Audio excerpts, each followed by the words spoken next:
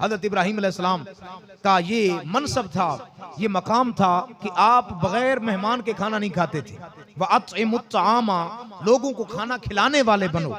तो जब तक कोई मेहमान ना होता, हत्ता कि कई कई दिन कई मील दूर निकल जाते मेहमान की तलाश में, चले गए, एक दूर एक मेहमान मिला, बुला कर ले आए, दस्तरखान बिछा दिया।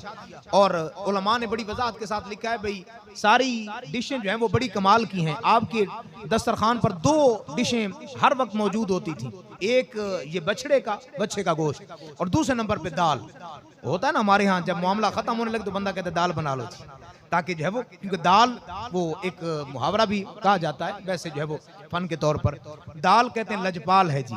जब मुश्किल मामला होने लगे तो दाल सारा कुछ पूरा कर देती है। तो आपके दस्तरखान पर दाल भी मौजूद रहती है और बच्चे का गोश्त भी मौजूद रहता। लेकर आए जो है वो मेहमान को, कहा भाई पढ़ो बिस्मिल्लाह।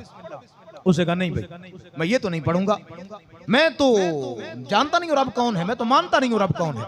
अब उठो भाई उठो, निकलो निकलो।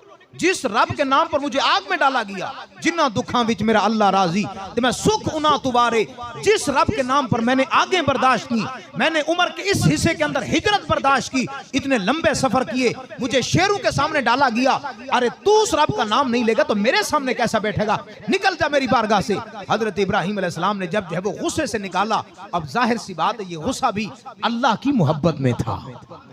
ये हमारे जो गुस्से हैं वो अना के गुस्से हैं। हम अपनी इज्जतें बरकरार करने के लिए, हम अपनी अनाओं को जो है वो तस्कीन देने के लिए गुस्सा करते हैं ना मेरे भाई। अगर गुस्सा करना है तो सिर्फ रब के नाम पर। और बसाओकात ये भी एक वारदात है कि हम नाम तो रब का लेते हैं लेकिन अंदर हमारी अना छुपी होती है। और याद रखना, ऐसा बंदा जो किसी के साथ दुश्मनी इस नियत से करेगा कि उसकी अपनी अना छुपी होगी, लेकिन दुनिया वालों को वो दसो ना ये बंदा गलत काम करदा सी, मैं ना मना करदा, हम भी सारे कहें हाँ यार हाजी साहब कहते तो आप ठीक है, वाकई आपने ठीक किया, ये जो काम भी बिल्कुल ठीक किया है। लेकिन याद रखना आप मुझे भी कायल कर लेंगे, आप इनको भी कायल कर लेंगे, आप बाहर बैठू को भी कायल कर लेंगे, लेकिन रब तो नियत जानता है।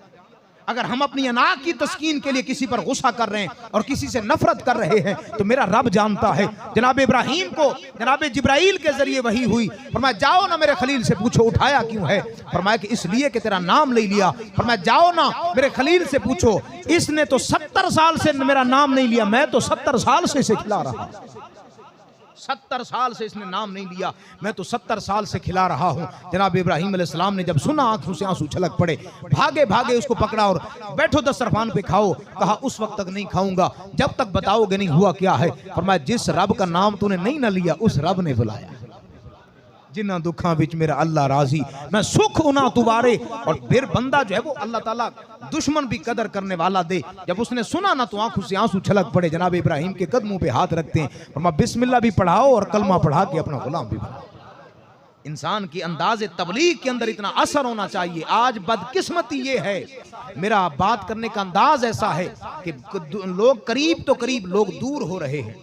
हम किसी को बात समझानी होती है, हमारा अंदाज इतना सख्त होता है, इतना गुस्सा भरा होता है, इतनी सख्ती भरी होती है कि सामने वाला करीब के बजाय दूर भाग जाता है। आइए अपने अंदाज तबलीग पर हमें गौर व फिक्र करना होगा, जनाब इब्राहीम अलैहिस्सलाम के अंदाज को फिर इख्तियार करना होगा और फिर जो है वो इस उम्मत को भूला हुआ सबक पढ़ाना होगा।